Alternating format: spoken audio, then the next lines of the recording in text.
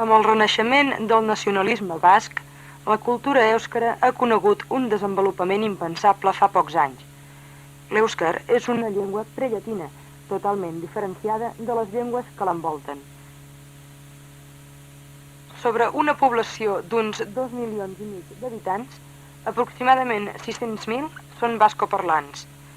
La regressió de la llengua basca, motivada per segles d'opressió, va ser agreujada per la manca d'unificació lingüística. L'Acadèmia de la Llengua Basca aconseguí la normalització i la unificació prenent com a model el dialecte guipuscoà amb aportacions del labortà. Fa pocs anys, la cultura del poble basc era mantinguda amb grans dificultats per una petita part de la població que conservà l'èuscar com a llengua. Avui, la cultura basca ha eixit de nou.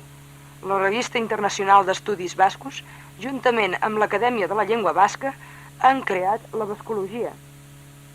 La llengua ha estat depurada. La literatura, en un principi, quasi exclusivament religiosa, abraça tots els àmbits, totes les ciències i les tècniques.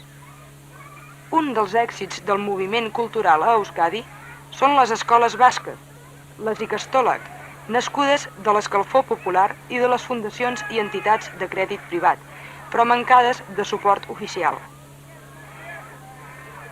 La Ikastola neix per iniciativa dels patriotes que es fixen l'objectiu d'aconseguir l'ensenyament en basc de totes les matèries escolars, siguin els nens bascoparlants o no.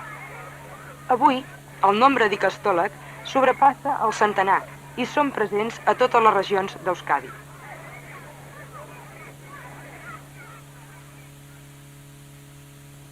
Hasiera batean, Donostian finkaturik dago. Donostian, Dipitrian... El moviment de les Ikastolak comença pels volts dels anys 60 i en fou la primera ànima la senyoreta Zipítria, a Donòstia, amb l'objectiu de dur endavant la llengua èuscara que després de la guerra havia estat aixafada al carrer i que només alguns intel·lectuals tossuts mantenien. Cap a l'any 1964, el moviment d'Ikastolak prengué nova força i s'extengué per tota Guipúscoa. Errenderia, l'Escau, Hernani... on passà també a interessar-se per una educació global més completa. A la fi, aparegueren Ikastolak a Biscaia, Navarra, Àlaba i Euskadi Nord.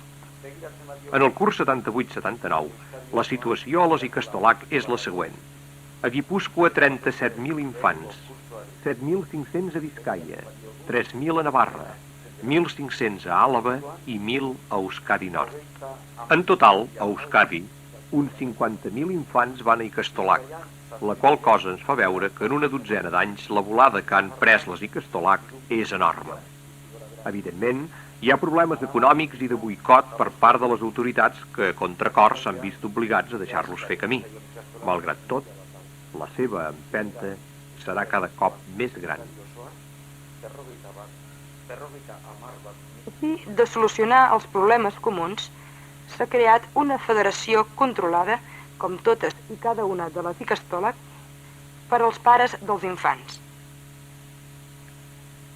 Als obstacles interposats per l'administració ha calgut afegir les crítiques dels sectors botiflers, que argumentaven que era contraproduent fomentar la llengua basca en un país de parla majoritàriament castellana. Des de no fa gaire temps, i estimulats per l'èxit de les Ikastolak, el poble d'Euskadi ha llançat el projecte de crear auteguis o lititeguis, llars d'infants, on als infants se'ls parla exclusivament en basc. També es preveu la creació d'instituts i universitats basques, instituts pedagògics i, sobretot, escoles de magisteri.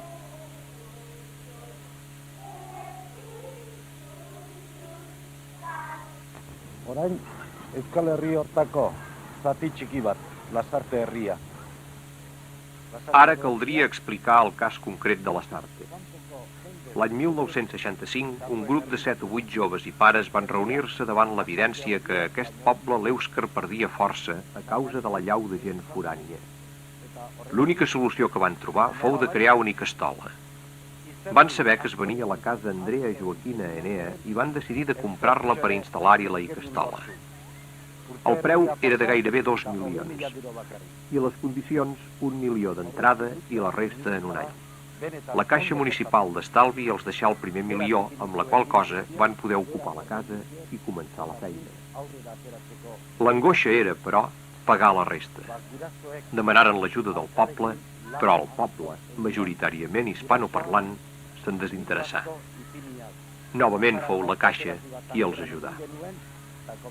Ara, després de tants anys, compten amb la casa Andrea Joaquina Enea, l'antic convent per als pàrvols i una nova icastola darrere l'hipòdrom. Tenen 17 aules, amb 762 nens. Estan organitzats en cooperativa amb dues juntes. La pedagògica, que és on pares i mestres plantegen el tipus d'educació que cal a les noves generacions èuscares, i la directiva, on es prenen les decisions, sobretot econòmiques, que és el terreny on les passen més magres.